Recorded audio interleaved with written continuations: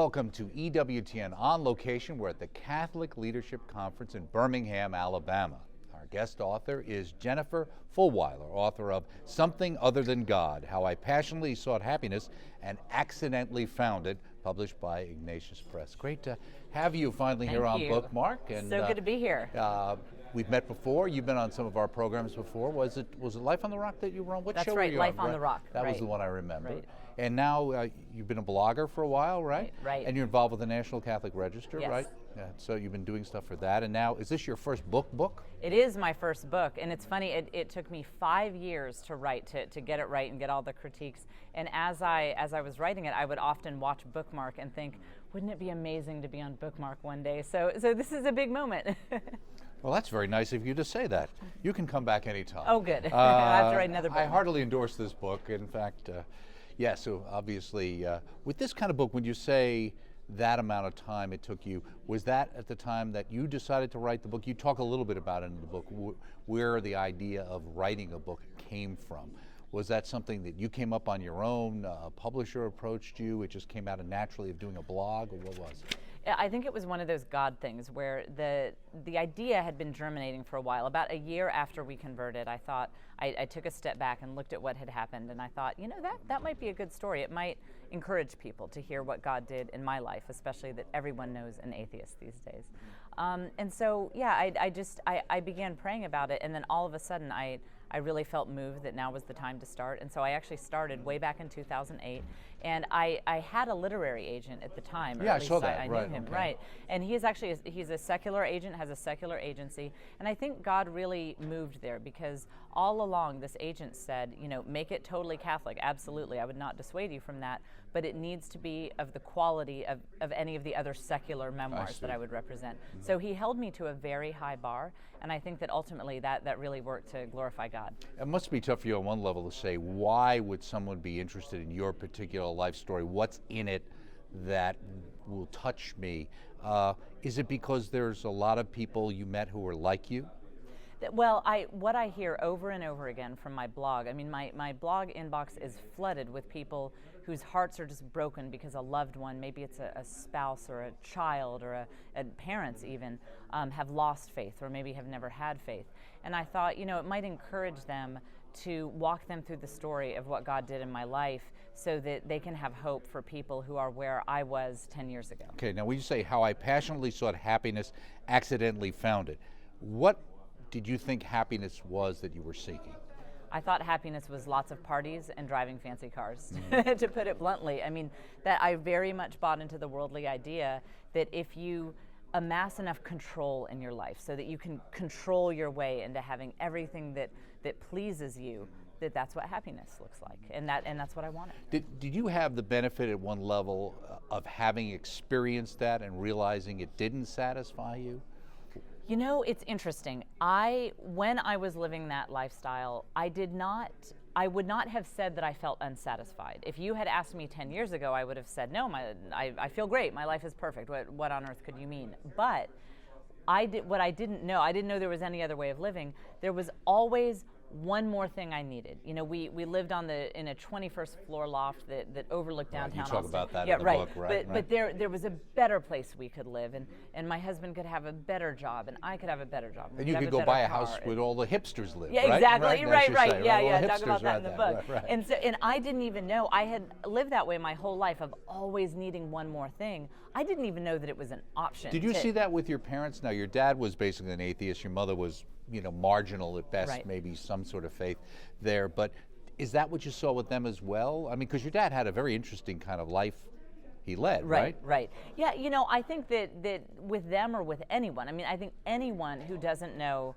the peace of Christ is always going to be kind of looking for that next thing. Trying to fill themselves up with something outside. Right. Yeah, and my parents were happy people. I mean, they weren't miserable by any means, but they were, I think, especially in my childhood, happy in which the way I was happy at the beginning of the book. That, you know, I was happy, but it was in a you have that angst that is always there when you're very much in the world. Mm-hmm. Now you start your book off interesting with a tippy point, not a tipping point, but yeah, a tippy point. Right. Who's Tippy? Okay, she was a counselor, at a summer camp that I went to. I just went because all the kids in the neighborhood went, but it was a Bible camp. And we thought it was, my parents and I thought it was very Bible optional. Turned out not to be. It turned out to be a very Christian camp. And people have asked me what was the counselor's real name, and I actually don't know. We were never told. We were just told to address her by her nickname, which was Tippy. Mm-hmm. Right, and Tippy said that she kind of asked you if you were going to dedicate your life to Christ, Yeah. and her whole thing was no one ever was in my group who didn't end up doing that. It seemed like a personal point of pride for Right. her. I mean, she confronted me and said, "You need to get saved Right. now." And I said, "I don't even know what getting saved means." Right. You said, for the first time I assigned to myself a label, a single word that defined me, atheist. The concept settled within me as perfectly as puzzle pieces snapping into place. For the first time in the days, I broke into a broad, exuberant smile. Now, your dad considered himself an atheist. Right. So had you not even thought about that issue? It wasn't something in your family where you thought, gee, my dad doesn't believe and I don't believe either? Or is this just the first time you really got confronted by that? Being an atheist for me in my early childhood, it was kind of like, I don't know, having blue eyes or something. I mean, it just seemed so normal and so natural. It never, I mean, I knew I had blue eyes, but I didn't label myself as a blue-eyed person, you know? And so it was sort of the same thing with atheism. The atheistic worldview seemed so obvious to me that was the default. I didn't even think it needed a label. Right. And when I went to that summer camp and got all the pressure from Christians and realized how very different I was from them, it was then that I assigned the label atheist to myself. And you saw yourself then as the other, right? Because and the idea, even at least initially, and it kind of thought out, but there tended to be a chill in the early days that you weren't part of the club, right? Right. That always was a barrier. When we lived in the Bible Belt, we moved a lot, but when we lived in Bible Belt areas, there was always that wall there that I could never really get past because I was an atheist and everyone else was a Christian. Mm-hmm. Did they really call you Bigfoot? They really did. Right. Yes, I mean, that was true. What I said in the book, that new kids did not know my real name. They just thought my name was Bigfoot. Mm-hmm. And you used to, your favorite pastime was pranking the Home Shopping Network? That was a big thing. It was, because we were latchkey kids. We would just come home and have some time to kill. So yeah, that was high excitement. Mm-hmm. Now, when your dad talked to you, he was reading you Carl Sagan's book Cosmos, where he had that with you, and you say usually they just call me a Satan worshiper. Yes. Did they really? They really did. I think that, a lot of these kids in the Bible Belt had never encountered non-believers, and so I think they were even surprised by like the hostility that overtook them when they found out that I really didn't believe. Now, was it your dad who basically said to question everything? Yes.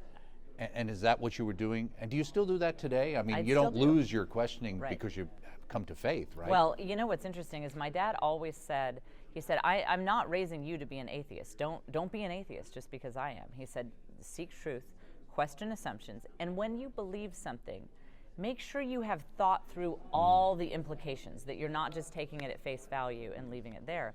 And so interestingly, first of all, he's very supportive of my husband and both of our conversions, because he says, true to his word, he said, I always taught you to seek truth, and I'm proud of you. You kind of have a letter that he sent you, there's like right, a note, right, in yeah, the book, you see that later in the book. Right. But yeah, so I really see being a faithful Catholic as the fulfillment of my childhood belief system.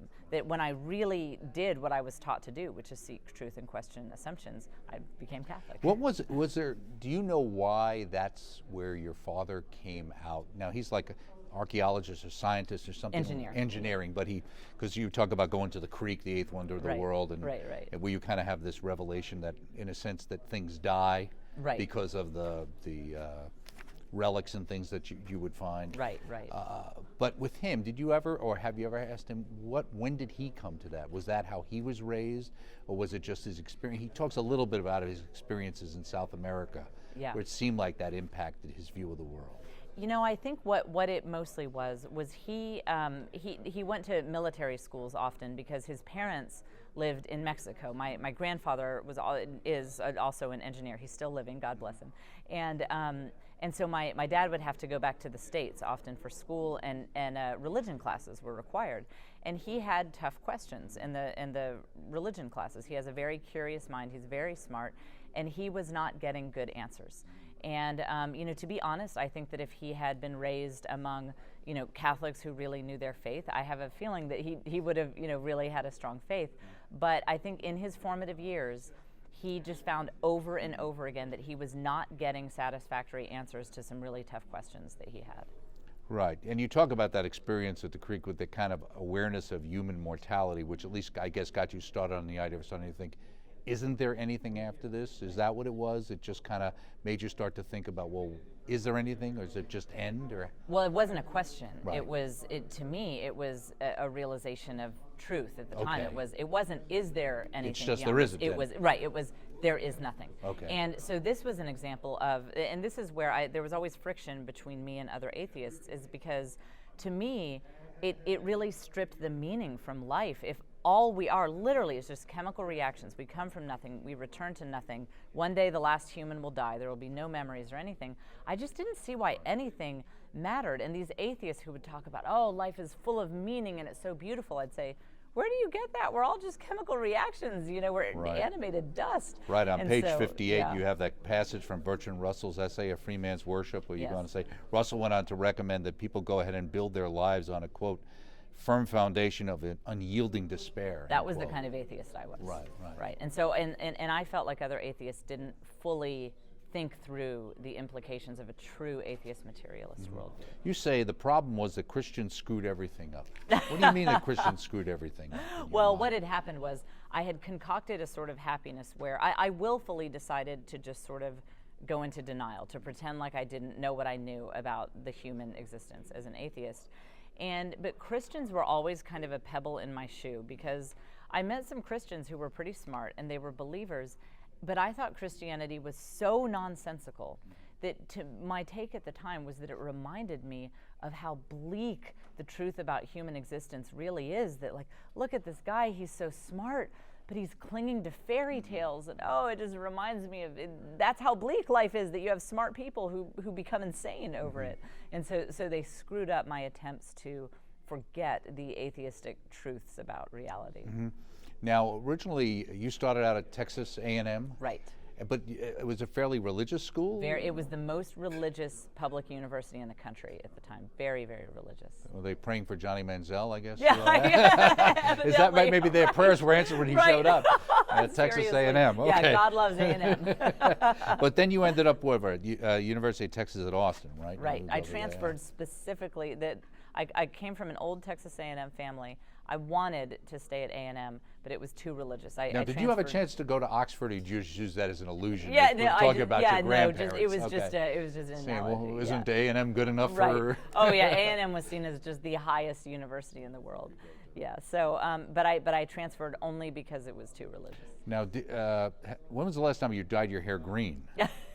Quite a few years ago. Although I should have done it for Bookmark. You know, might have added. That's a right. nice And touch. hey, listen, we got to. They tell us we got to reach younger generation. That's We're not, right. There you go. know, we're skewing too old with this program. They're going to cancel it. Now, you met somebody whose last name sounds familiar, Joe Fulwiler. Right. And you met him, and you said you felt it put on your heart. How did you feel you were going to marry him? Obviously, you were surprised that you had this intuition or whatever. What was it like? Well, see, it's weird when these things happen when you're an atheist, because he walked into this meeting room, we worked together, and I heard the words, literally heard the words, "You're going to marry him." Right. Now, obviously, as an atheist, I didn't think that And he was came brought from in to anyone. kind of be the fixer, right? Right, So, yeah. So he you was- guys weren't right. sure what this was going to be. Right, I thought right? he was coming in to fire me, so Right, it was right. really weird that I would have felt that. And I didn't initially like him exactly. I didn't know anything about him, but because I saw him as the guy who was going to stop all of our parties, you know, this was the .com era where we'd have like thousands of dollar parties for nothing. So, but I heard these words, oddly enough. It was so strange, and I couldn't make heads or tails of why that had happened. Now you say, and you kind of started to go out a little, going to coffee and stuff. You talk about it and the relationship it built. You said it was only one potential source of tension because he was a smart guy. When did he go to Yale, Right, Yale and and Columbia and Law Stanford. School, right? So he's got all the credentials. Right. I'm sure your dad was like, Right, "Hey, approved, good, yeah. sounds good here." Right. Joe mentioned a couple times that he believed in God. So Surprising. he wasn't overtly religious, or just kind of in the background. Right. And what was he raised as? He was raised Baptist. Okay. But you know, effectively, and what you see in the book is that at that time in his life, he claimed to believe in Jesus, but his real God was career and success. I mean, all he cared about at that time was just achieving kind of, you know, that sort of. And he had been worldly highly success. successful. Yeah, right. Right. He was working. Right, exactly. Now, it's interesting later because as you start to kind of wander your way about God, you say something and he says, you said, I waited for him to elaborate on it. Yeah, I think you said something about that once. I waited for him to elaborate on a statement. I expected more of a reaction. He remained silent, so I asked him, does that bother you that I don't believe in God? He says, nah, he said casually, you're reasonable, so you'll get over the atheism thing eventually. Right. He did not take my atheism seriously.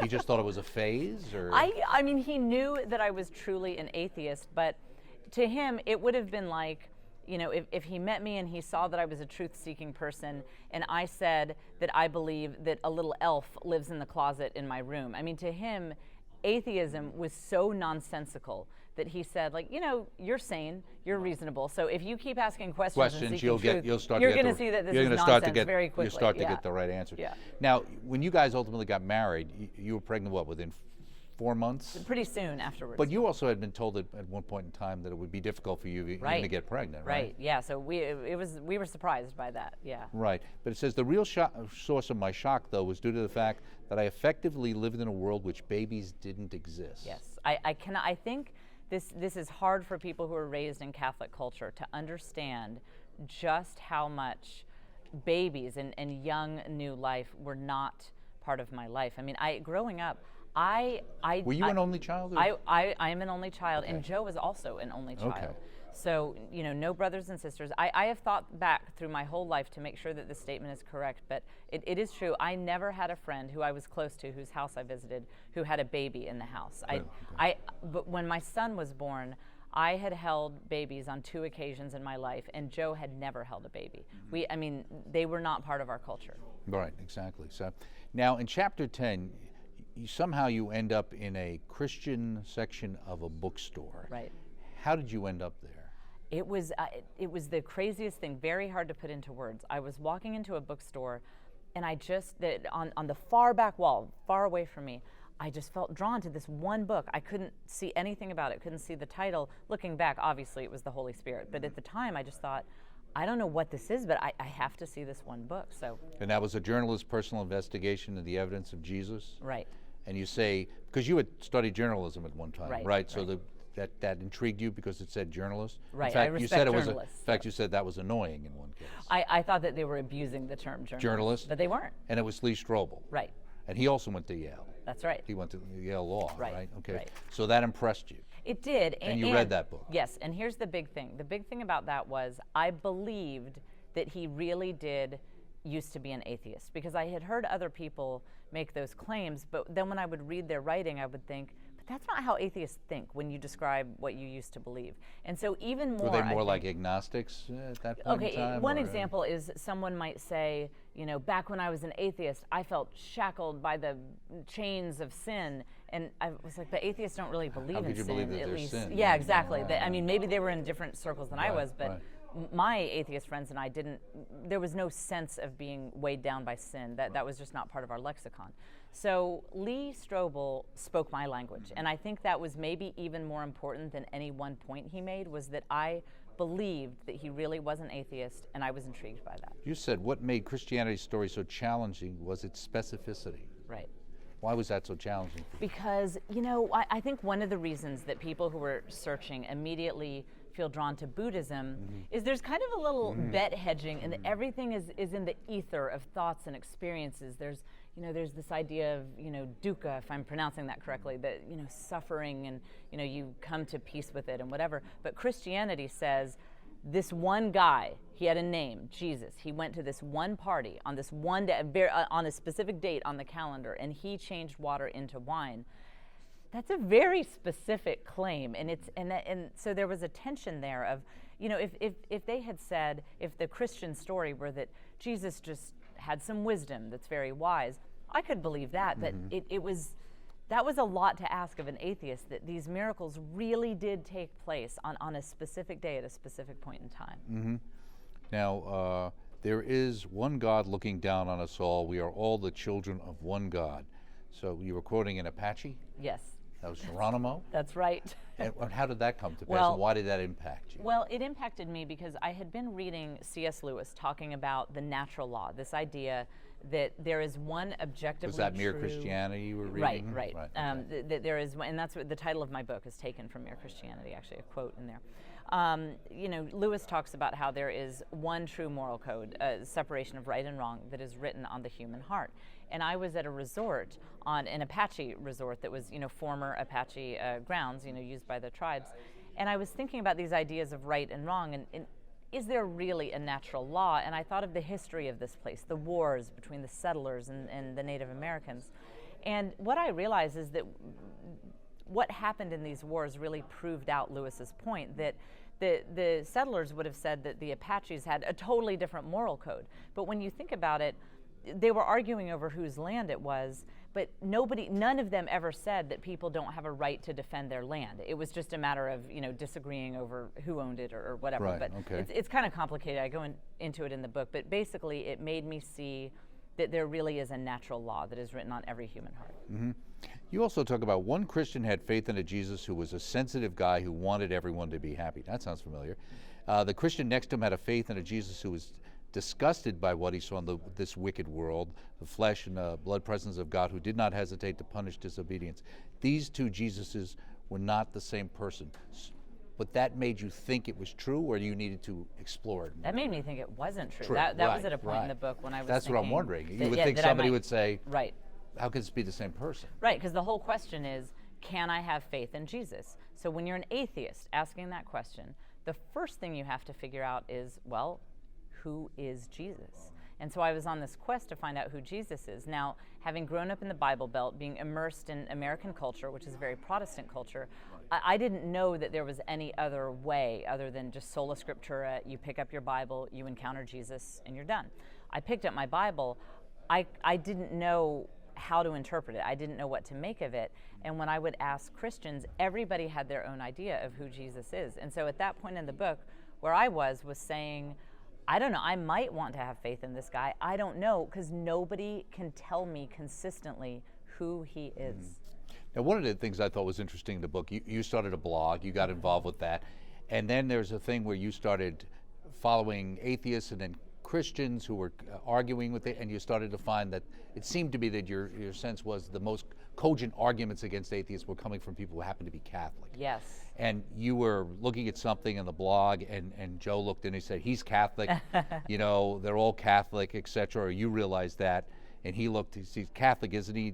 They're nuts. Right. He really had no Right. patience for Catholics. But it's amazing, how quickly did it take? It's tough to tell from the book.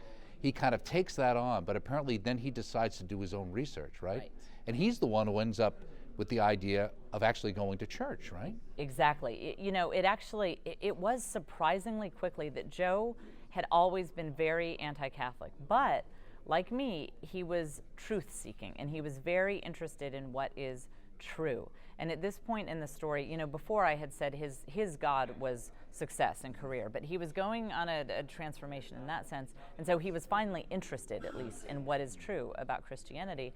And when he set out to look at what is true, set his biases aside and just simply seek truth, he very quickly saw the need for authority, and that he was still hesitant about the Catholic thing, as was I, but what we came to agree is within Christianity, the only plausible theory Right. of how this makes sense is the Catholic Church. It's right. And I think there's wonderful pages here, 118 and 119 in the book, where you go to Mass, and where he basically, because he was reading like early church fathers and things like that, lays out how, look at where this is from. All the things in the Mass are right out of the scriptures, right out of the early church, Right. that this is not something that somebody made up. That obviously impressed him. Very much so, because he was since he'd always been a Christian, he was very interested in to see just how much the Catholic Mass is exactly what the first Christians were doing. Now, were you also surprised? In a way, you were the atheist, so I guess it came further. But he came quicker to the Catholic point, and even to the point where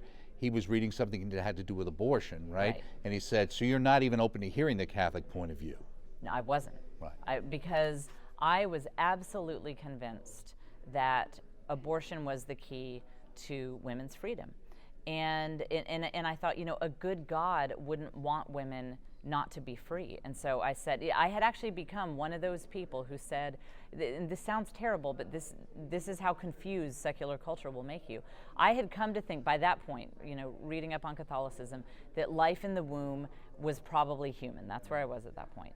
And I still said that I support abortion because I felt like I had to, because I felt like it was the only way that women could really be free, which is sad looking back, but that's where I was. So this one quote, and how does it affect you, and did you succeed in dusting off your mirror, from C.S. Lewis? So what happened at that point is I'd been seeking God, and just I couldn't. I felt like I was so close yet so far away. I was getting closer, but I hadn't encountered God in any personal way. And I came across yet another wonderful C.S. Lewis quote where he says that some mirrors reflect light better than others, not because light has preferences, but because some mirrors are cleaner than others. And that was the first time, we talked about sin earlier.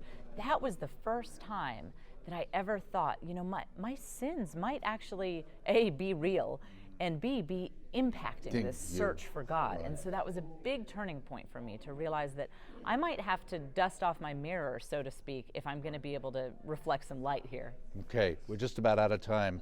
Is it going to be another 5 or 6 years before we see you back on Bookmark? I don't know. I hope not. Right. Well, good luck. Thank you so much. Thank you so much for the book. Speaking here with Jennifer Fulwiler. The book is Something Other Than God, How I Passionately Sought Happiness and Accidentally Found It. I highly recommend it, published by Ignatius Press, available through the EWTN Religious Catalog. Thank you for joining us here from the Catholic Leadership Conference on location in Birmingham. See you next time.